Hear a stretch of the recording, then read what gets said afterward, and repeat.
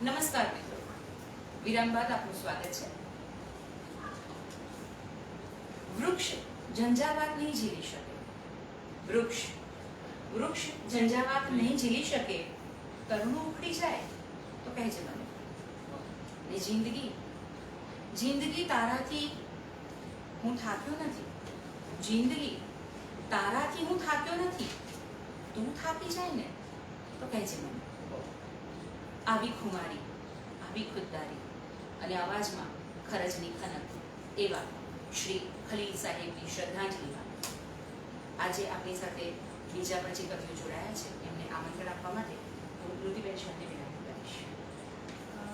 ખૂબ જ સુંદર વાત કરી, પંક્તિઓ કહી વિરાજબેન આપણે. એકચ્યુઅલી સામાન્ય માણસની જ્યારે વ્યથા શબ્દોમાં વર્ણવીએ છીએ ત્યારે એને કવિતા કે ગઝલના સ્વરૂપમાં જલ્દીથી વર્ણવી શકાય છે, પણ આ ખરેખર તો અઘરું છે. ખલીલ સાહેબે ખૂબ જ સુંદર રીતે આ અભિવ્યક્તિઓ એમની દરેક ગઝલમાં કંઈક ને કંઈક રીતે અભિવ્યક્ત કરી છે. જેમ કે ચિંતા હોય, એક આપણું સામાન્ય ગુણ છે માણસનો, તો એ ચિંતાને ચિંતન બનાવીને સર્વના મનની વાતને વ્યથા આપે તે સર્જક. તેમણે જ લખ્યું છે, રાતે ચિંતા કે સવારે સૂર્ય કેવો ઉગશે ને સવારે સાંજ પડવાની ફિકર સામે હતી. તો આવા સુંદર પંક્તિઓના રચનારા ખલીલ સાહેબ જે આપણી સમક્ષ હાજર નથી, ભગવાનની સાથે જોડાયા છે, પણ તેમની પંક્તિઓ થકી, તેમની ગઝલ થકી આજે આપણે તેમને યાદ કરી રહ્યા છીએ. તેવા જ એક સુંદર હોનહાર કવિ શ્રી ભાવેશભાઈ ભટ્ટને હું વિનંતી કરીશ કે તેઓ ખલીલ સાહેબની કેટલીક સુંદર રચનાઓ આપણી સમક્ષ પ્રસ્તુત કરે અને તેમના વિશેની કેટલીક વાતો પણ કરે. શ્રી ભાવેશભાઈ. નમસ્કાર. આમ તો ખલીલ સાહેબે એવું કીધું હતું કે વાત મારી જેને સમજાતી નથી એ ગમે તે હોય ગુજરાતી નથી, પણ એમાં મજા એ હતી કે આ વાત તો જે ગુજરાતી ના હોય ને એને પણ સમજાઈ જતી હતી. એટલે ખલીલ સાહેબની મજા હતી. અને આપણે ઘણી વાર પેલી ફિલ્મોની વાત કરતા હોઈએ છીએ તો એવું કહેતા હોઈએ છીએ કે ભાઈ ગોલ્ડન એરાના એક્ટર હતા, ગોલ્ડન એરાના સિંગર હતા. ખલીલ સાહેબ માટે હું ખાસ કહીશ કે ખલીલ સાહેબ મુશાયરાઓના ગોલ્ડન એરાના શાયર હતા. જે મિલેનિયમ પછી પણ આજે પણ એટલા જ કાર્યરત હતા. અને ફિલ્મોની વાત નીકળી જાય તો બીજી એક વાત કહીશ કે કોઈ બહુ મોટા એક્ટર હોય, બહુ જ મોટા, તો એમની અમુક ફિલ્મો હોય, અમુક મહિના હોય, અને અમુક એવા એક્ટર હોય, કેરેક્ટર એક્ટર હોય કે જુનિયર આર્ટિસ્ટ હોય, એ લગભગ બીજી ત્રીજી ફિલ્મમાં હોય. હવે જે બહુ મોટા એક્ટર છે એ બધામાં નથી હોતા, અને જે બધામાં હોય છે એ મોટા એક્ટર નથી. આ ફિલ્મોનો આ વિરોધાભાસ ખલીલ સાહેબે ગુજરાતી મુશાયરાઓનો આખો એનો છેદ ઉડાડી દીધો કે મોટા બી હતા ને બધામાં હતા. આ એક બહુ મોટી વાત હતી. અને મારી ને એમની મુલાકાતની જો પર્સનલી વાત કરું ને તો હું તો કવિતા લખતો નતો, પણ જોવા જતો તો સાંભળવા જતો. ખલીલ સાહેબ બીડી પીતા હતા અને ક્યારેક સિગરેટ પણ પીતા હતા, એટલે હું હંમેશા એમના માટે એક સિગરેટનું પેકેટ લઈને જઉં. અને પતિ ગયા પછી એમને મળવું ને બહુ મજા આવી, કહું અને પેકેટ એમને આપું. એ દર વખત ના પાડે, પણ હું દર વખતે જઉં પેકેટ લેવાની. આવી એક શરૂઆત હતી. પછી ધીરે ધીરે હું પણ લખતો થયો, હું પણ મુશાયરાઓમાં જતો થયો. મને યાદ છે કે ખલીલ સાહેબ એટલા વર્ષ સુધી એવું કહેતા હતા કે યાર આ તો સિગરેટ લઈને આવતો હતો, યાર આ તો કવિતા રસ્તો થઈ ગયો, જોડે આવતો થઈ ગયો. એટલે એટલા બધા ફ્રેન્ડલી, આવી રીતે આટલી મોટી ઉંમરના માણસ આપણી સાથે યાર યાર કરીને અને આવી બધી વાત કરે કે યાર આ તો ક્યારે કવિ થઈ ગયો, તો સિગરેટ લઈને આવતો હતો મારા માટે. ભાવેશભાઈ, તમારી વાત કરી પ્રસંગ યાદ આવી, બીડીની વાત કરી એટલા માટે વહેંચવાનું મન થયું કે ખલીલ સાહેબ અને રમેશ પારેખ સાહેબ એ બંનેને બીડી પીવાનો શોખ. 30 નંબરની બીડી પીવે સાહેબ. એટલે ક્યારેક બંને એક દિવસ મુશાયરામાં જવાનું થયું અને પાનના ગલ્લાવાળા પાસે ગામડાનો કોઈ ગલ્લો હતો, ત્યાં જઈને 30 નંબરની બીડી માંગી. હવે પેલાની પાસેની બીડીમાં તો પેલી પહેલા મોટી જાડી તમાકુ ભરેલી મોટી ભૂંગળા જેવી આવે ને એવી બીડી હતી. તો રમેશભાઈ કે આ તો આપણને ના ફાવે એમ. એટલે ખલીલ સાહેબ કે તો શું કરીશું? એટલે પેલા રમેશ સાહેબે પેલાને કીધું કે ભાઈ જરા સોફિસ્ટિકેટેડ લોકો પીવે ને એમને તું આપતો હોય ને આપ. એટલે ગલ્લાવાળા તો ખબર જ ના પડી કે સોફિસ્ટિકેટેડ એટલે શું. ત્યારે ખલીલ સાહેબ એવું કીધું કે સારા માણસો પીતા હોય ને ભાઈ તું એ બી બીડી આપ. એટલે ગલ્લાવાળો કે ભાઈ સારા માણસો હોય ને બીડી તો પીવે જ નહીં. સો જી આ બધી વાતો એટલે એમની જોડે એટલા બધા મુસાયરાઓ ને એટલી બધી એમની યાદો છે, એમાં બધી વાતો એટલી બધી વાર થઈ છે. આમ તો કેવું છે, હું જો એવું બોલું ને કે બહુ મુસાયરા એમની સાથે તો આમ થોડુંક ઓકવર્ડ લાગે, પણ મારે એવું કહેવું છે કે જે પણ કવિ ગુજરાતી મુસાયરાઓમાં ભાગ લેતો હોય એણે ખલીલ સાહેબ સાથે ખૂબ મુસાયરા કર્યા જ હોય. કેમ કે ખલીલ સાહેબ તો બધામાં હોય. એટલે કોઈ એવો કવિ નહીં હોય ગુજરાતી કવિ મુસાયરામાં જતો કે જેણે ખલીલ સાહેબ સાથે ખૂબ કામ ના કર્યું હોય, ખૂબ પ્રોગ્રામ ના કર્યા હોય. અને બીજી વધારે મજા એ હતી કે પ્રોગ્રામ પહેલાની જે પળો પછીની જે પળો એમની સાથે એમની બધી વાતો, એમણે જે પત્રકારત્વ કર્યું હતું બોલિવૂડમાં, એમણે ગુજરાતી ફિલ્મો બનાવી હતી, લખી હતી, નવલકથાઓ લખી હતી, આ બધી વાતો ઓછી જાણી હતી આમ. પણ એમની સાથે જ્યારે રહીએ ત્યારે એટલી બધી નાની નાની બારીક વાતો જાણવા મળે. મારા જીવનમાં એમની જોડે ઘણી બધી વાત એ કર્યું, પણ એક બહુ યાદગાર જો એક વાત હોય ને તો એ છે કે ઇમેજ પબ્લિકેશન દર વર્ષે એક ટ્રીપ કરતું કરે છે સાહિત્યની, એક આખો પ્રવાસ હોય સાહિત્યનો. એમાં એકમાં હું એમની સાથે હતો, 5 દિવસનો પ્રવાસ, રોજ રાતે પ્રોગ્રામ. પણ મજા એ હતી કે દિવસે પણ સાથે રહેવાનું, રાતે પણ સાથે રહેવાનું. આ સંભાળનું બહુ જ મોટું છે અમારા જીવનનું ખલીલ સાહેબ સાથે. કેમ કે સવારથી હોટલમાં સાથે વાતો કરતા કરતા રાતે પ્રોગ્રામ જોડે કરવાનો, અને એટલી બધી એમની એવી વાતો કરે આપણને નવાઈ લાગે કે આ કેટલા એમનો બાળ સહજ સ્વભાવ છે કે આવી વાતો આમ ના કરે કોઈ, પણ એમને એવું કોઈ છોછ નહોતો. એટલે આ જે ભોગવ્યું છે ને ખલીલ સાહેબ સાથે, આખી જિંદગી માટે બહુ જ યાદ પણ રહેશે ને બહુ જ કામમાં આવશે આ બધું. બીજી એક વાત એવી છે કે મેં ઘણી વાર એવું હું પહેલેથી ખલીલ સાહેબનો ઓબ્ઝર્વ બહુ કરું કે આ માણસ કરે છે શું.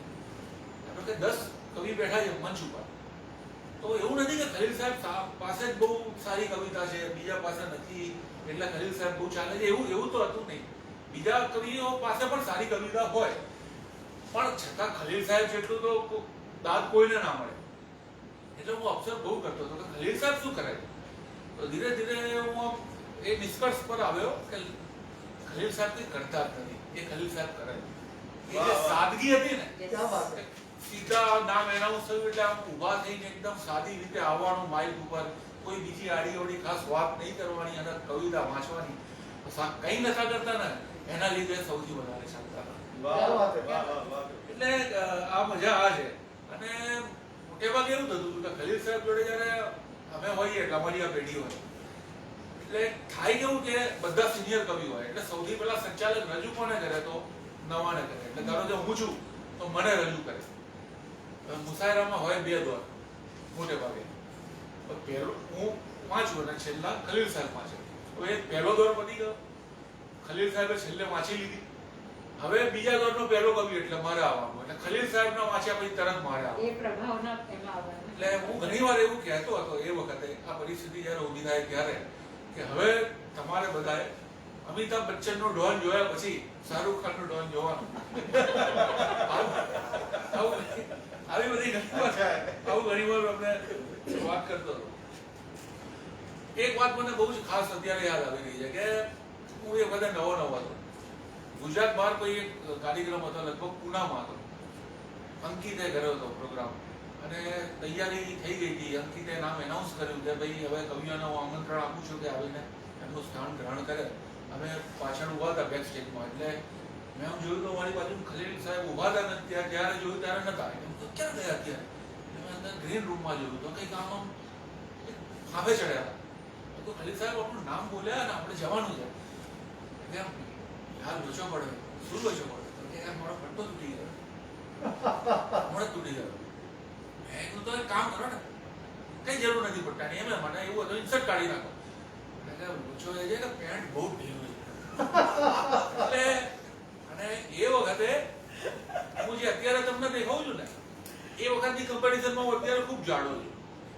એ વખતે હું બહુ જ પતલો હતો આનાથી પણ. એટલે મેં એ વખતે મારો પટ્ટો કાઢ્યો અને ખલીલ સાહેબે કીધું આને ટ્રાય કરો, સર્વાદા કીધું. ખલીલ સાહેબે લઈ પણ લીધો, ટ્રાય પણ કર્યો અને છેલ્લા પેલા જે 1-2 હોલ હોય એમાં ક્યાંક સેટ કરી મને કે ચલ થઈ ગયું. પછી અમે જઈને બેઠા સ્ટેજ ઉપર. હું એ વખતે ખલીલ સાહેબ ખાલી મારી જોડે છે ને એમાં જ હું અભિભૂત હોઉં. તો આ તો મારો પટ્ટો કરીને ભાઈ જોડે બેઠા અને મારી જે છાતી બધી ગદગદ થતી હતી કે ખલીલ સાહેબ આપણો પટ્ટો પહેરીને બેઠા છે. હવે જે પેલું સાબુતીનું સાંભળ્યું હોય કે આપણી ચોયરી પહેરીને બેઠા છે, એવો મારો એવી મારી સ્થિતિ હતી કે આપણો પટ્ટો પહેરીને બેઠા છે. જોકે એ વખત કોઈએ પૂછ્યું નહીં, પૂછ્યું તો મેં કીધું કે આ બેઠા આપણો પટ્ટો પહેરીને. એટલે ખલીલ સાહેબ જોડે આવી બધી ઘણી બધી ખૂબ વાતો છે. પણ અત્યારે વળી એમની કવિતા વાંચું. બીજી વાત કહું કે અત્યારે એમની કવિતા વાંચવાની, જ્યારે અમે કાર્યક્રમમાં અમે લોકો સાથે હોઈએ ને ત્યારે એવું થતું હતું કે ખલીલ સાહેબ તમે અમારી વાંચી લો ને, તમે વાંચો તો વધારે દાન મળશે, અમને એટલી નહીં મળે અમારી કવિતા વાંચે. તો મને ઘણી વાર એવું થયું કે ખલીલ સાહેબ તમે વાંચી લો ને અમારી. તો આજે એમની કવિતા વાંચવાની છે કે મતલબ છે કે ને પછી એવું થયું કે રાત વરસાદી હતી ને પછી રસ્તામાં એક પલળેલી શહેજાદી હતી ને પછી એવું થયું કે બંને સપનામાં મળ્યા ને પછી એવું થયું બંને સપનામાં મળ્યા. એ રીતે બીજે તો ક્યાં મળવાની આઝાદી હતી ને ચંદ્રને પણ છત ઉપર ઉતરી જવાનું મન થયું. ચાંદની રાતે અગાસી કેવી ઉન્માદી હતી ને હાર પહેરાવા જતા ઓચિંતી આંખ ઉઘડી ગઈ. હાર પહેરાવા જતા ઓચિંતી આંખ ઉઘડી ગઈ. એ પછી સપનાએ કીધું કે ઊંઘ તકલાદી હતી ને આત્મહત્યાનો ગુનો દાખલ થયો દીવા ઉપર. આત્મહત્યાનો ગુનો દાખલ થયો દીવા ઉપર કે આત્મહત્યાનો ગુનો દાખલ થયો દીવા ઉપર ને પછી જાણ્યું હવા પોતે જ ફરિયાદી હતી. ને આની એક વાત કહું કે જ્યારે આ વાંચતા હતા ને ગઝલ, તો હવે પછીનો જે છેલ્લો શેર આવે છે ને એ નતા વાંચતા. ઘણી બધી વાર છે ને હું એમને ચાલુ પ્રોગ્રામમાં જીદ કરું કેમ નથી વાંચતા, વાંચો. પહેલા એ બિલકુલ નતા વાંચતા, પણ પછી મેં બહુ એમની જીદ ચાલુ કરી કે ભાઈ આટલો સારો શેર છે કેમ તમે છોડી દો છો. તો પછી એવું થયું કે 5 માંથી 3 વારમાં મારે જીદે વાંચતા હતા, 2 માં તો તોય નતા વાંચતા. હું કહું તો એ છેલ્લો શેર હવે કે આત્મહત્યાનો ગુનો દાખલ થયો દીવા ઉપર ને પછી જાણ્યું હવા પોતે જ ફરિયાદી હતી ને ખલીલ એવું થયું કે લેલા કસે પરણી ગઈ ને ખલીલ એવું થયું લેલા કસે પરણી ગઈ ને પછી બીજે દિવસ મજનૂની પણ સાદી હતી. આટલી વાસ્તવિકતા વાળો છે તમે છોડી ગયા ને પછી એવું થયું કે રાત વરસાદી હતી ને પછી રસ્તામાં એક પલળેલી શહેજાદી હતી. બીજી ગઝલ મતલબ છે કે ઝાડ સામે દોટ મેલીને હવા પાછી પડી. ઝાડ સામે દોટ મેલીને હવા પાછી પડી. એક ઝંઝાવાત બનવાની હિંમત કાચી પડી ને ઝાંઝવા ધારીને તરવૈયા ઘણા ડૂબી ગયા. ઝાંઝવા ધારીને તરવૈયા ઘણા ડૂબી ગયા અને રણ વિશેની ધારણા હંમેશા કાચી પડી. જિંદગી અમારો બહુ ગમતો છે કે જિંદગી સીધા ચઢાણે તારી સાથે હું રહ્યો. કે જિંદગી સીધા ચઢાણે તારી સાથે હું રહ્યો, મારી સાથે તું ઉતરતા ઢાળમાં થાકી પડી. કે સાવ ઓચિંતું સભા છોડી કોઈ ચાલી ગયું. અત્યારે તો એમના માટે જ કહેવાય કે સાવ ઓચિંતું સભા છોડી કોઈ ચાલ્યું ગયું ને કોઈ ના પૂરી શકે એવી જગા ખાલી પડી. છેવટે એક ચપટી અજવાળુએ ના પામી શકે. છેવટે એક ચપટી અજવાળુએ ના પામી શક્યો. ક્યાંકથી આવી દીવાને હવા પાછી પડી. કે ઝાડ સામે દોટ મેલીને હવા પાછી પડી. એ ઝંઝાવાત બનવાની ઉંમર પાછી પડી. અંતિમ રચના કે પહેલા તારા પૂર્વજોના મૂળ જો. મને યાદ છે કે જ્યારે એ આવીને એમની શરૂઆતમાં ખાલી આ એક મતલા બોલતા હતા, એ મતલામાં જ પ્રોગ્રામ પૂરો થઈ જતો. એટલે એટલી બધી દાળ મળતી હતી કે બાકીના જે 8-10 કડીઓનું જેટલું ભેગું કરો ને એ બધું એક મતલબ લઈ જતા હતા. કે એ આ મતલબ હતો, ઘણા હતા બીજા પણ એમાંનો આ એક પણ હતો કે પહેલા તારા પૂર્વજોના મૂળ જો, એ પછી આવે ને મારું કુળ જો. ને મારા મેલા વસ્ત્રની ટીકા ન કર, તારા જીવતરમાં પડેલી ધૂળ જો. હોઠ પરનું સ્મિત ના જોયા કરીશ, કે હોઠ પરનું સ્મિત ના જોયા કરીશ, મારી છાતીમાં સળગતું સૂળ જો. ને માર્ગ સીધો ને ઉતરતો ઢાળ છે. માર્ગ સીધો ને ઉતરતો ઢાળ છે હવા પણ આજ સાનુકૂળ જો. છેલ્લો સર છે કે લે મને વેરી વિખેરીને ખલીલ, લે મને વેરી વિખેરીને ખલીલ છે પવન પણ કેટલો વ્યાકુળ જો વાહ વાહ કે પહેલા તારા પૂર્વજોના મૂળ જો કે પછી આવીને મારું કુળ જો. ક્યાં વાહ, વાત ખલીલ ક્યાં વાત ખલીલ સાહેબ તમને સલામ સાથે ક્યાં વાહ થેન્ક વાહ યુ સો મચ ભાવેશભાઈ. જે આપણે ભવેશભાઈ વાત કરી હા. કે કેવી ખુમારીથી લખતા હતા અને કેટલું સચોટ, મતલબ કે કોઈ પણ આડંબરી બાકી ગુજરાતી ભાષા અલંકારોથી ભરેલી ભાષા છે, પણ એમણે ક્યારેય ન પોતે એવો કોઈ આડંબર કર્યો છે ને એમના શબ્દોએ. અને જે સાદગીની તમે વાત કરી કે સાદગી જે શબ્દોની એમણે વાપરી અને કમાલ થઈ ગઈ.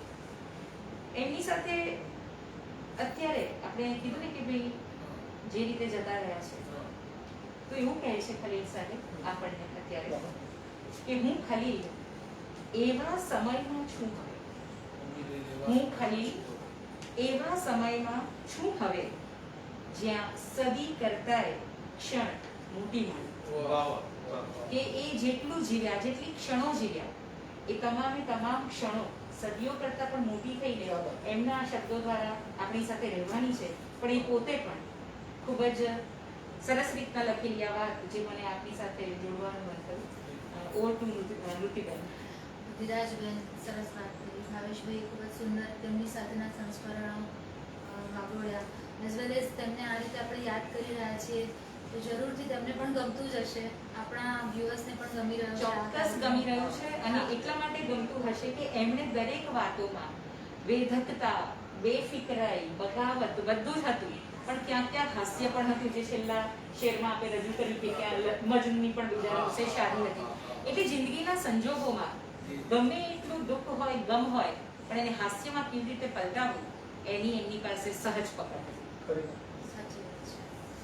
એક નાનકડી બે પંક્તિઓ તેમણે જ લખેલી રજૂ કરું છું ભાવેશભાઈની ગઝલો પછી. ઇરશાદ. ઇરશાદ. રાખજે કિસ્સામાં સરનામું ખલીલ. બહુ જ જાણીતી પંક્તિઓ છે, કદાચ બધાને જ્ઞાત હશે કે રાખજે કિસ્સામાં સરનામું ખલીલ છે અકસ્માતો ભયંકર શહેરમાં.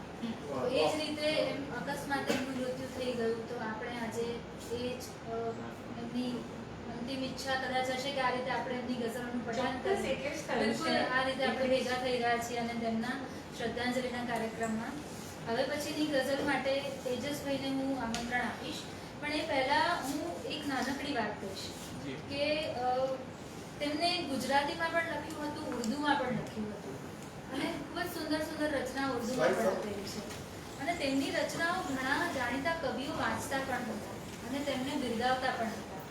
તેવા જ નિદા ફાજલી સાહેબ, કોઈએ નામ સાંભળ્યું હોય તો ઘણા ફેમસ ઉર્દુ ગઝલકાર કવિ છે. તો નિદા ફાજલી સાહેબે તેમના માટે લખ્યું છે कि खलील की गजल में ताजगी के दर्शन किए जा सकते हैं, वो कलम से लफ्ज ही नहीं लिखते बल्कि कैमरे की आंख से तस्वीरों के जरिए से बातें भी करते हैं. તો આ બે પંક્તિઓ તેમણે ખલીલ સાહેબ માટે લખેલી હતી અને હું તો એવું માનું છું કે સામાન્ય માણસનું જો આબેહૂબ ચરિત્ર જાણવું હોય તો ખલીલ સાહેબની બે ત્રણ ગઝલો વાંચી જાઓ. જો આપવીતી હોય, ઇશ્ક હોય, આરામ હોય, ખ્વાબ હોય કે ખુમારી, બધું જ તમને અનુભવવા મળી જશે. તેજસ્વી દવે, આપનું સ્વાગત છે. પ્લીઝ આપ અમારી સાથે જોડાવ અને વાતો કરો ખલીલ સાહેબ વિશેની ગઝલો. આભાર.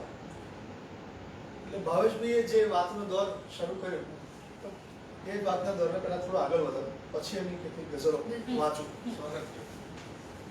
અને ભાવેશભાઈ કીધું કે લગભગ કોઈ કવિ એવો ના હોય કે જે કવિતા લખતો હોય અને કવિતા મંચ ઉપર જઈને પણ વાંચતો હોય અને ખલીલ સાહેબ સાથે ના બેઠો હોય. એ દરેક પેઢીના કવિઓ બેઠા છે, પણ ખલીલ સાહેબની એક ચોક્કસ પ્રકારની સેન્સ ઓફ હ્યુમર પણ બહુ જબરદસ્ત હતી.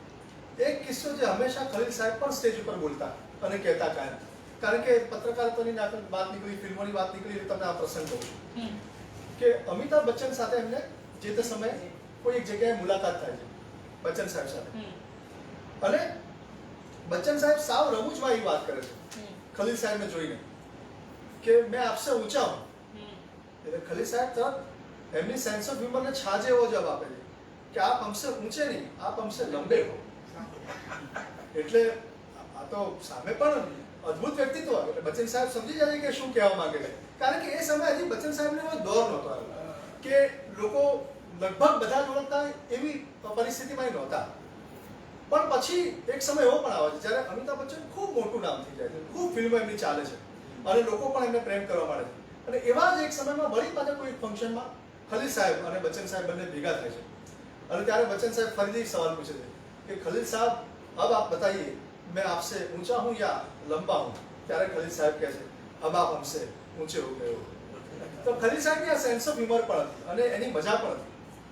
હમણાં જ વચ્ચે મેં ક્યાંક કિસ્સો વાંચ્યો પણ ખરો, આ તો મને નહોતો ખબર પણ મને જ ક્યાંક જાણવા મળ્યો કે જે તે સમય ભાવેશભાઈ ખલીલ સાહેબ પત્રકારત્વ કરતા એટલે એમની પાસે ચોક્કસ પ્રકારનો પાસ રહેતો અને એક સમયમાં એવું થયું કે ક્યાંક હુલ્લડ થયું અને એ હુલ્લડમાં ખલીલ સાહેબ એઝ અ પત્રકાર ક્યાંક નીકળ્યા હશે પણ રસ્તામાં એમના સ્કૂટરનું પેટ્રોલ ખાલી થઈ ગયું એટલે ખલીલ સાહેબ પોતે પણ ચિંતામાં આવી ગયા કે હવે કેવી રીતે પહોંચીશું આપણે એટલે ધક્કો મારતા મારતા બાળુભાઈ જતા હતા સ્કૂટર લઈને અને એવા સમયમાં પોલીસની એક વાન આવે છે અને ખલીલ સાહેબને જુએ છે એટલે ઊભા રાખે છે એમને ખૂબ ધમકાવે છે કે આ સમય છે તમારો નીકળવાનો આવી રીતે કેવી રીતે તમે નીકળી શકો એટલે ખલીલ સાહેબ એમને વિનંતી કરી મારી પાસે પાસ છે હું પત્રકાર છું અને એટલે નીકળું છું પણ આ કારણસર મારે અત્યારે અહીંયા આવી રીતે ઊભા રહેવું પડ્યું છે એટલે પોલીસવાળા એમની પાસે કાર્ડ લે છે વાંચે છે અને પછી એમને કહે છે કે તમારે જીપમાં તો બેસી જ જવું પડશે અમારી સાથે પોલીસ સ્ટેશન તો આવવું જ પડશે એટલે ખલીલ સાહેબ કે દંડા ખાવા એના કરતાં પોલીસ સ્ટેશનમાં જતા રહેવું સારું 2 દિવસ ત્યાં રહીશું વાંધો નહીં આવે ખલીલ સાહેબ બેસી જાય છે એમની સાથે જાય છે પછી ત્યાં જે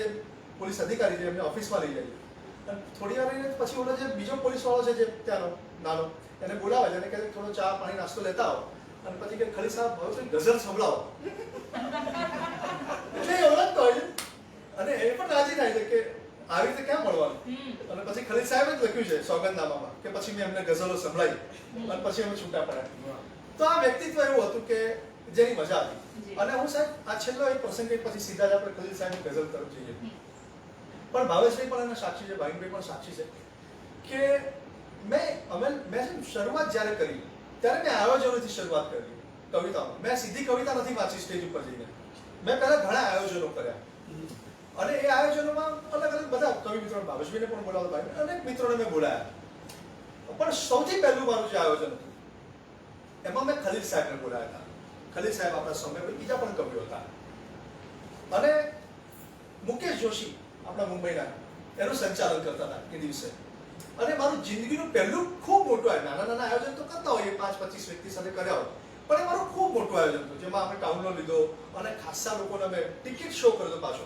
જે બહુ મોટી ઘટના હતી કે ટિકિટ શો કરી ટિકિટ વેચી અને લોકોને બોલાયા અંદર અને એ હું કહું કે ટિકિટ વેચવામાં બહુ તકલીફ પડી રહી પણ વેચાઈ ગઈ લોકો આવ્યા લોકો બેઠા અને ઘટનાક્રમ એવો બન્યો સાહેબ કે શો ઢીલો પડવા માંડ્યો શરૂઆતથી જ એક પણ કવિ ચાલતો જ નહોતો એટલે લોકો પણ એમ ડર થઈ ગયેલા કેટલાક લોકો તો ઊભા થઈને જવા માંડ્યા અને પછી પડ્યો ઇન્ટરવલ મૂળ એવું હોય કે કવિ સંમેલન હોય તો કવિ સંમેલન લગભગ ઇન્ટરવલ ના હોય એ 2 કલાકનું સળંગ જ કવિ સંમેલન એમાં વચ્ચે ઇન્ટરવલ ના હોય મોટા ભાગે પણ મુકેશભાઈ એવું કીધું કે આપણે કવિ એક ઇન્ટરવલ લઈ લઈએ આ પરિસ્થિતિ બહુ ખરાબ અને નબળી જઈ ગઈ છે એટલે અમે ઇન્ટરવલ લઈ લીધો પછી અમે લોકો ચર્ચા કરી કે શું કરવું એટલે કીધું બાલ્કનીના લોકો નીચે બોલાવી લો તો થોડી ઘણી સીટો નીચે ભરાઈ લાગશે લોકો ભેગા હશે ને તો 2 તાળીમાં પણ બીજા 4 જણા પણ તાળીઓ પાડશે તો શો થોડો કપ જશે બરાબર છે યાર પછી અમે લોકો એનાઉન્સમેન્ટ કર્યું ભાવેશ અને ઓડિયન્સને બધા નીચે બોલાવી લીધો અમે અને એ પછી 3 કવિ બાકી હતા ઇન્ટરવલ પછીના મિસ્કિન સાહેબ મને આજે પણ યાદ છે મિસ્કિન સાહેબ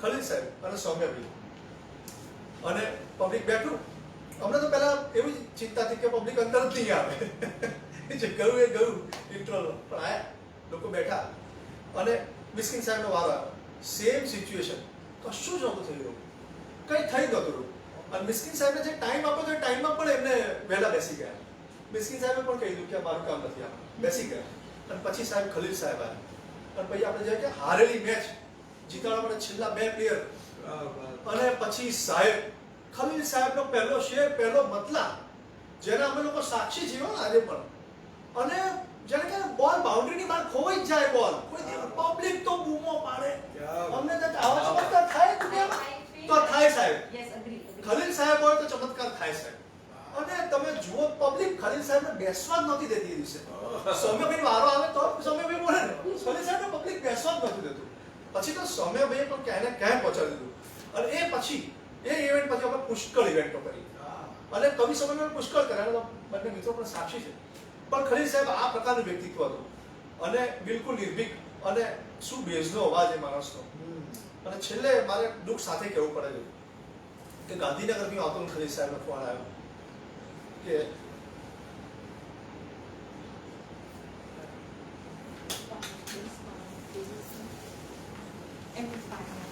માનસુ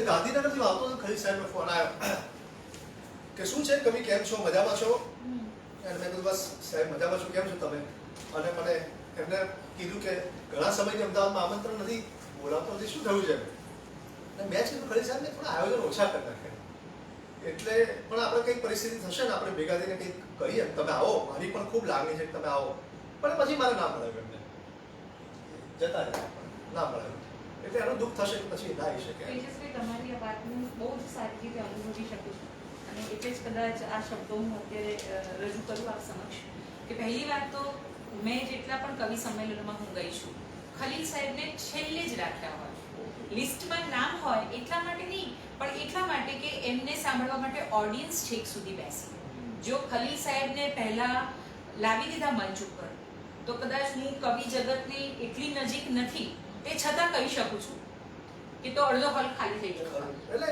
ખલીલ સાહેબ એવી પ્રતિભા પબ્લિકને હતી પકડી રાખવા માટે ખલીલ સાહેબને છેલ્લે રાખવામાં આવતા હતા બીજી વાત કે જે કહે છે ને કે આમ ઘો થઈ જાય એ મેં અનુભવ્યું છે મારી અંદર અનુભવ્યું છે કારણ કે મને કવિ જગત સાથે કે આ સાહિત્ય સાથેનો નાતો વાંચવું ગમે પણ બહુ જ સ્વાભાવિકપણે કે તો રોમેન્ટિક નવલકથાઓ જે પ્રિયકાંત પરીખ ને બધાને વાંચતા હોય મેં વાંચેલી પણ વર્ષ 2004 પછી જ્યારે મારું કાર્યક્ષેત્ર બદલાયું અને એમાં સાહિત્યની વાતો કરવાની વાતો આવી ત્યારે મેં પહેલી વાર ખલીલ સાહેબના શેર વાંચ્યા ગઝલો વાંચી અને થેન્ક્સ ટુ પેલું લિટરેચર ફેસ્ટિવલ જે કનોરિયા ખાતે થતો હતો કે એમાં મને જવા મળ્યું અને ત્યાં મેં પ્રત્યક્ષ એમને સાંભળ્યા અને એ દિવસથી કહી શકાય કે ગુજરાતીમાં બધા જ લોકો લખે છે અદ્ભુત લખે છે આપ સૌની શ્રેણી પણ ખૂબ સરસ લખે છે પણ જો ડાયહાર્ડ ફેન કહેવું ને તો હું ફક્ત અને ફક્ત ખલીલ ધનતેજવી ખલીલ સાહેબ સાહેબ બધી પડ્યું તો એ વ્યક્તિત્વ એવું અને બીજી વાત કે લોકડાઉનના સમયમાં નવેમ્બર મહિનામાં મેં એમને ફોન કર્યો કે સર આપણે વાત થાય છે પણ મળાતું નથી મારા સિનિયર સિટીઝન્સ માટે તમે કંઈક આવો અને આપણે તમારી સાથે વાર્તાલાપ કરીએ તો કે બેટા હું આવું તો ખરો પણ કે મારે છે ને અમદાવાદમાં જે પેલા શો થતા હોય ને ત્યારે આવું તો તમને વાંધો ના આવે પછી હું તમારા સિનિયર સિટીઝન્સની સાથે સમય આપું પછી ઓનલાઈન સેશનની વાત કે સાહેબ હવે આવામાં તો આવી ન શકાય પણ ઓનલાઈન સેશન તો કે ઓકે તમે બધા મિત્રોને તૈયાર કરો તમારા જે વડીલ મિત્રો છે એમને અને બધાને શીખવાડી દો કે ઓનલાઈન કેવી રીતે આવે એ કે હું ઓનલાઈન આવીશ અને બસ એ વાત સેટેલાઇટ કનેક્શનમાં થઈ ગઈ છે સાહેબ જ્યાં પણ હોય આજે આ રૂપે આપણા બધાની વચ્ચે આવ્યા છે એની ખુશી છે અને આપની આંખમાં જે આંસુ આવે એના માટે આજે જ બે લીટી મારા દિલમાં આવી હતી મને પૂછ્યું પણ ખરું કે આ તમે બોલવાના છો મેં કીધું ના કદાચ નહીં બોલું પણ જે નિમિત્તે આવી એના માટે હું તમારા માટે રજૂ કરીશ આપની પરવાનગી સાથે કે વિરહમાં આંસુ આવે ને એ સ્વાભાવિક છે વિરહમાં આંસુ આવે એ સ્વાભાવિક ઘટના છે પણ કોઈ વિરહી આંખોને સૂકા રણ પણ લાગે છે કોઈ રડી પડે છે અને કોઈ શૂન્ય થઈ જાય છે પણ વિરહ બંનેને હલાવી જાય છે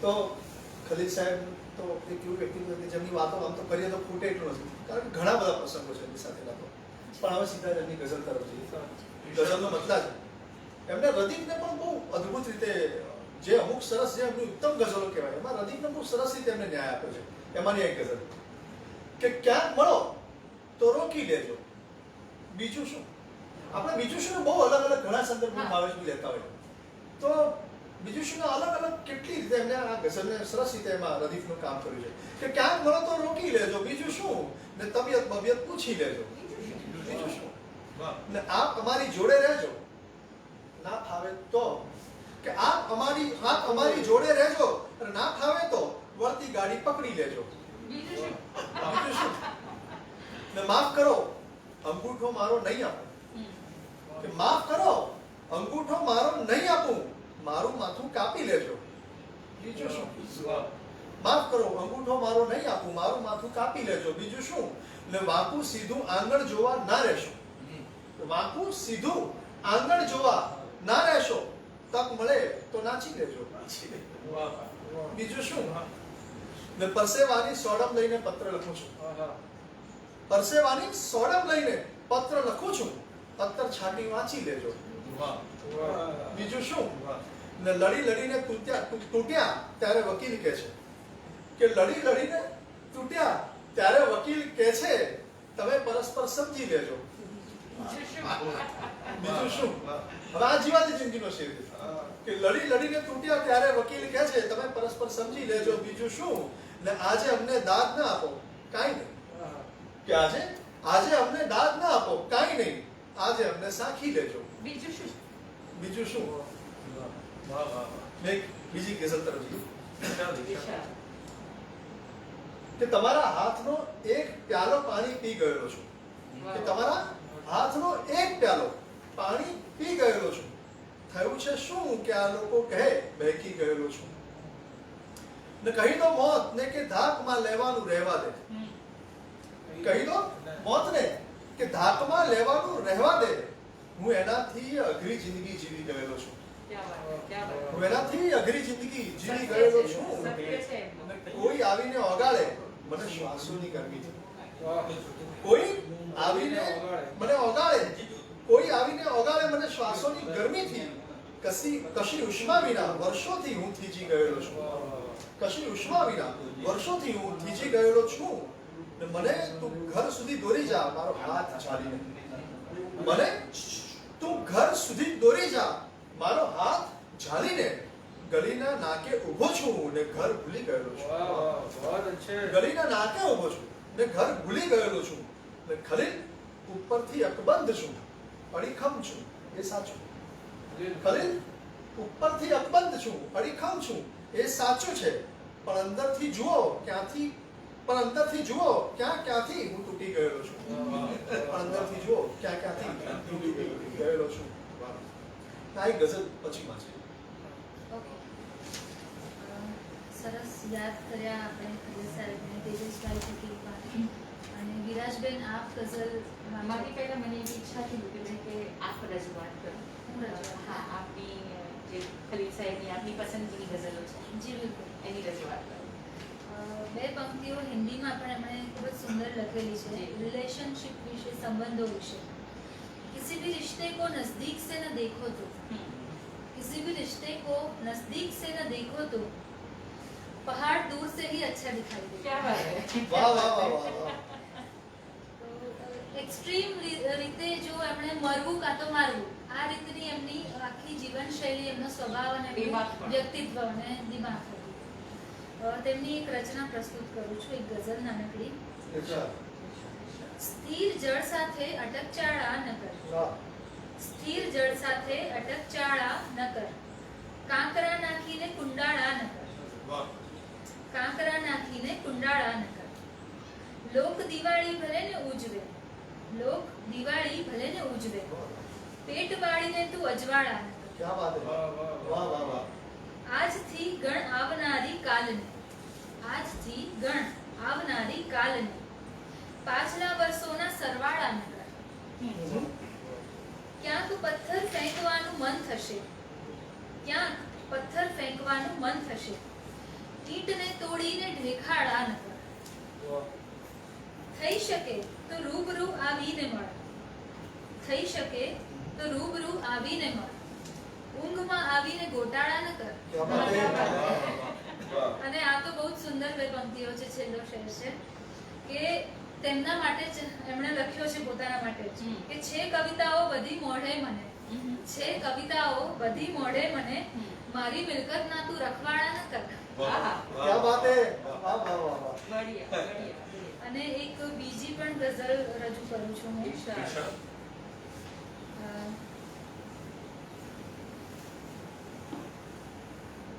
આમ છંદો લયની પણ શાયદ ખબર પડશે તને, આમ છંદો લયની પણ શાયદ ખબર પડશે તને, એક અક્ષર પણ કરી જો રદ ખબર પડશે તને, ક્યાં વાત છે. એક અક્ષર પણ કરી જો રદ ખબર પડશે તને. લટ ઘટા ઘનઘોર ચહેરા પર વિખેરી નાખ તું, લટ ઘટા ઘનઘોર ચહેરા પર વિખેરી નાખ તું, પોષ સુદ પૂનમ કે શ્રાવણ વદ ખબર પડશે તને. વાહ વાહ.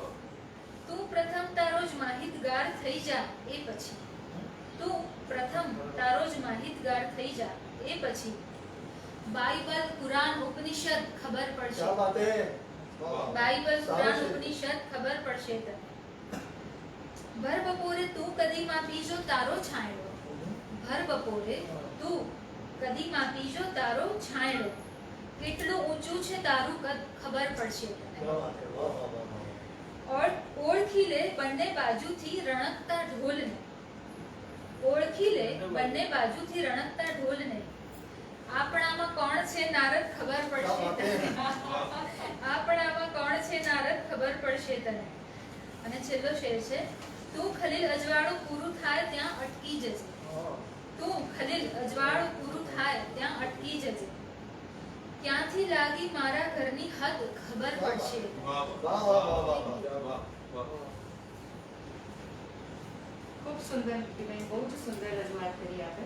અને એક પ્રસંગ મને થોડોક જી વાંચ્યો છે, યાદ આવે છે એટલે કહું છું કે વરસાદ પડે ને, મતલબ ખલીલ સાહેબ એટલે ખેડૂતના દીકરા, અને આશ્ચર્ય અને ગૌરવ એ બાબતનું થાય કે 4 ધોરણ ભણેલી વ્યક્તિ, સંજોગોને કારણે 4 ધોરણ ભણેલી વ્યક્તિ, અને એના ઉપર આજે વિદ્યાર્થીઓ થીસીસ લખે છે, પીએચડી કરે છે, એમફિલ કરે છે, ડોક્ટરેટની ડિગ્રી મેળવે છે, તો ખરેખર ગુજરાતી તરીકે ગર્વ થાય છે.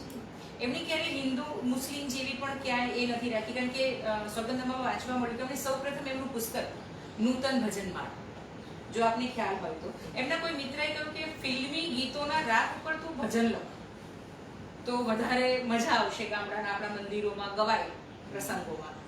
તો એ કોઈકની પાસે ગયા બુક માટે, તો એ બુકવાળાએ પણ એવું કીધું કે ક્રાઉન સાઇઝની બુક બનાવીએ અને ઓછામાં ઓછી 16 ગઝલો લે, 16 ભજનો લખી કાઢો તો પુસ્તક સારું થઈ જાય. તો એમના જીવનનું એમને પહેલું પુસ્તક જે બહાર પડ્યું હતું એ હતું આ નૂતન ભજનમાળા, જેમાં ફિલ્મી રાગ ઉપર એમણે ભજનો લખ્યા હતા. એવું કહેવાય કે એમનું પડછંદ વ્યક્તિત્વ એટલે એમ કે એક મજૂર, 3 થી 4 મજૂરો એક દિવસમાં જેટલું કામ કરે એનાથી વધારે કામ આ એકલા 3 થી 4 કલાકમાં કરી લેતા હતા. क्या बात है. એટલે જે એમના શબ્દો આપણે વાંચીએ છીએ ને આહ ને વાહ બંને એક સાથે નીકળે છે, એમાં એવું કહેવાય કે સ્કૂલમાં ભલે 4 ધોરણ ભણ્યા, જિંદગીની પાઠશાળાએ એમને એટલા સમૃદ્ધ અને સદ્ધર કર્યા કે આજે આપણે સૌ બેસીને એમના વિશે વાત કરીએ છીએ. એમણે ગુજરાતી સિવાય એમણે હિન્દીમાં પણ લખ્યું છે, તો એ આપ સૌની એક નાનકડો પ્રસંગ છે, તમે રચના રજૂ કરો પહેલા. જી જી જી.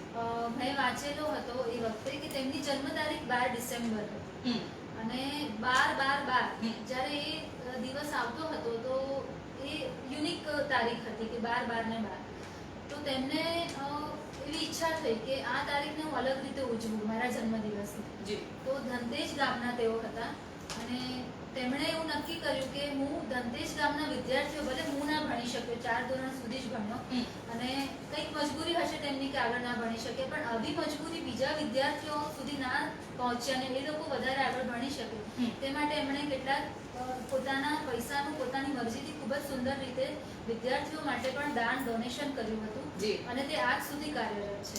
હા, એ ઘટનામાં એવું છે ને 75 વર્ષ એમને પૂરા થયા હતા. 75 વર્ષ થયા હતા, અને એમને 75,000 રૂપિયા એમની કોઈને પુરસ્કાર રૂપે આપવાનું નક્કી કર્યું, અને એમણે પોતાના તરફથી 75,000 ઉમેરી અને 1.5 લાખ કરી અને 12/12 ના દિવસે એમણે ડોનેટ કર્યા. તો ખલીલ ધનતેજવી સાહેબ 12/12 ની વાત નીકળી એટલે મારા મનમાં જે આજે વિચાર આવ્યો હતો કે 12/12/1938 એમની જન્મ તારીખ અને 4/4/2021 એમનો ગમનનો દિવસ.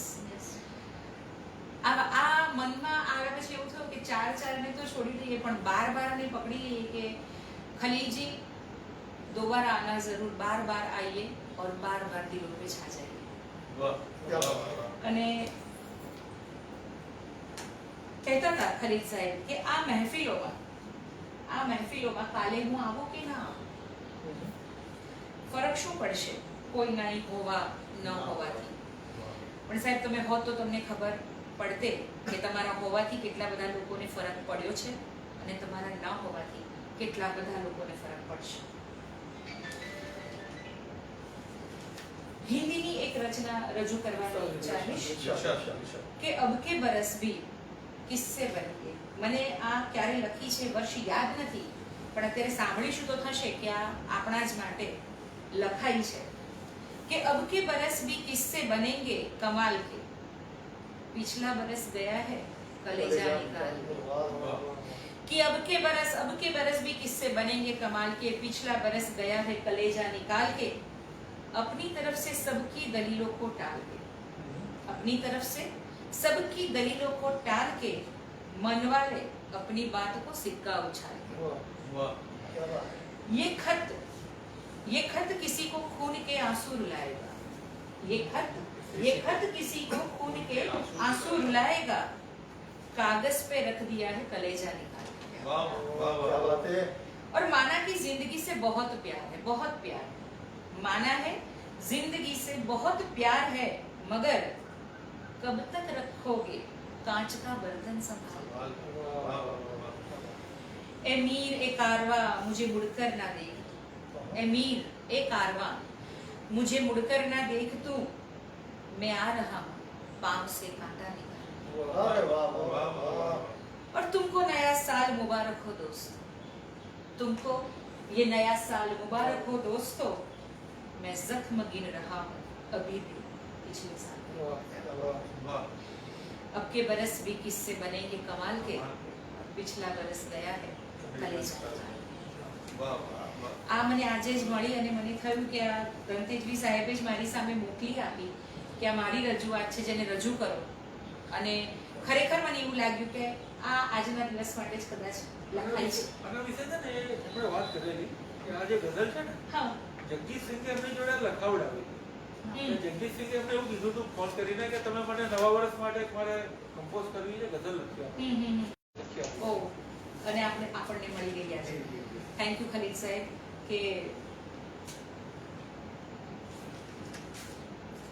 એકવાર જે વહેંચવાનું મન થાય છે આપ સૌની સાથે કે ખલીલ સાહેબે દિવાળી જે 2020માં દિવાળી હતી એ દિવસે મને એક નવા વર્ષના ભેટ રૂપે ગઝલ એમની મોકલી હતી.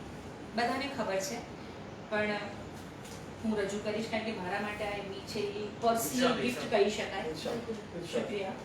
કે જેટલી ફૂલોમાં રંગત છે બધી તમને મળે, જેટલી ફૂલોમાં રંગત છે બધી તમને મળે, ને ફૂલની માફક મહેકતી જિંદગી તમને મળે.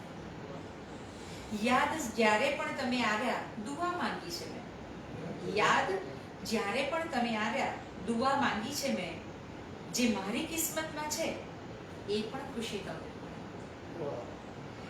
એ રીતે મોસમ તમારું ધ્યાન રાખે દર વખત, એ રીતે મોસમ તમારું ધ્યાન રાખે દર વખત, ક્યાંય પણ કૂપળ ફૂટે ને તાજગી તમને મળે. ને આપણે બંને પરસ્પર એવી ઈચ્છા રાખીએ, દીવો મારા ઘરમાં સળગે ને રોશની તમને મળે. જેટલી ફૂલોમાં રંગત છે બધી તમને મળે, ને ફૂલની માફક મહેકતી જિંદગી. વાહ વાહ વાહ વાહ. અને આપણે સમાપન કરીશું કે હજુ વાતોનો દોર ચાલુ રાખવો છે આપ સૌની જે રીતે પણ મરજી હોય. 5 મિનિટ હા, તો પછી એક જે મેં રાખી છે જે છેલ્લે જ મારે વાંચવી હતી એમના માટે કે ચાલ પર્વત પર ચડી ને ખૂબ ચીસો પાડીએ, ચાલ પર્વત પર ચડી ને ખૂબ ચીસો પાડીએ, જો આ સન્નાટો ના તૂટે તો તિરાડો પાડીએ. એક ચાંદો આબમાં બીજો અગાશીમાં ઉગ્યો, એક ચાંદો આબમાં ને બીજો અગાશીમાં ઉગ્યો, બેઉમાંથી કોને સાચો કોને ખોટો પાડીએ. બાળપણ, યૌવન, બુઢાપો, વેશ સૌ ભજવી ચૂક્યા, થઈ ગયું પૂરું આ નાટક, ચાલ પડદો ભરાય. ભાઈ આ મારી નામના છે, ભાઈ આ મારી નામના છે, શી રીતે વેચું તને, ભાઈ આ મારી નામના છે, શી રીતે વેચું તને, બાપની મિલકત નથી કે ભાગ અડધો પાડીએ. ચાલ પર્વત પર ચડીને ખૂબ ચીસો પાડીએ, ને જો આ સન્નાટો ના તૂટે તો તિરાડો પાડીએ. મિત્રો, હું નૃત્યબેનને વિનંતી કરીશ કે તેઓ આપણે આગળની આભાર વિધિ માટે સ્નેહલ સરનું સ્વાગત કરે આપણા સૌની વચ્ચે. જી પ્લીઝ આવો સર.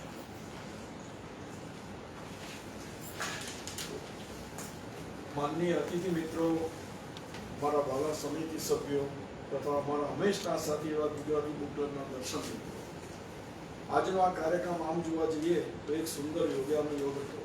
આપણા પ્રસિદ્ધ કવિ અને શાયર શ્રી ખલીલ ધન તેજવીજીના દુઃખદ અવસાન પછી તેમને શ્રદ્ધાંજલિ આપવા માટે આપણે સૌ અહીં એકત્રિત થયા છીએ. તેમના અચાનક મૃત્યુનું ખૂબ જ દુઃખ તો છે જ, સાથે સાહિત્ય જગતમાં તેમના જેવા કુમારીવાળા સર્જકની અસીમ ખોટ સાધશે તે પણ ચિંતા. તેઓ આપણી વચ્ચે તેમની અદ્ભુત રચનાઓ થકી અમર થઈ ગયા છે. તેમને આપણા સૌ વતી હૃદયપૂર્વક શ્રદ્ધાંજલિ આપું છું. આપ સૌને અમારી સાથે જોડાવા બદલ આભાર. આ કાર્યક્રમને સફળ બનાવવા બદલ પોતાનો કિંમતી સમય લઈ હાજર રહેલા કવિગણનો પણ ખૂબ ખૂબ આભાર વ્યક્ત કરું છું. નમસ્તે. છેલ્લે હું બે પંક્તિઓ તેમની જ લખેલી કહીશ કે કોરોનાના લીધે કર્ફ્યુ જેવી હાલત છે આપણા શહેરમાં, તો તેમણે જ લખેલું હશે કોઈ દિવસે કે લોકટોળા પર બધું નિર્ભર નથી, કર્ફ્યુ પણ ઉજવે છે અવસર શહેરમાં. ખૂબ સુંદર વાત, આપ ખૂબ સૌનો સુંદર ખૂબ વાત. આભાર. અને સાથે સાથે શ્રી તેજસ્વી વિરાજબેન, થેન્ક યુ ઋતિબેન. અને છેલ્લે જતા જતા કહીશ કે ખલીલ સાહેબનો એક શેર જે બહુ જ આપણા દેશમાં આપણે બહુ જ સ્પેસિફાઈ ન કરીએ પણ જેના હિસાબથી ઘણી બધી ઘટનાઓ બને છે આપણા બધાની સાથે મનમાં અને દેશમાં પણ. તો કે કોઈ સ્થળે 2-4 મરે છે, કોઈ સ્થળે 2-4 મરે છે, ક્યાંક કશે 10-12 મરે છે, કોઈક સ્થળે 2-4 મરે છે, ક્યાંક કશે 10-12 મરે છે. હિન્દુ મુસ્લિમ બંને સલામત, હિન્દુ મુસ્લિમ બંને સલામત, માણસ વારંવાર મરે છે. બસ એમની આ ભાવનાને સમજીએ અને એ શાયરની દેશ પ્રત્યેની, ધર્મ પ્રત્યેની, દરેક ધર્મ પ્રત્યેની સદભાવના આ શબ્દો સાથે આપણાથી પ્રચારીએ. નમસ્કાર.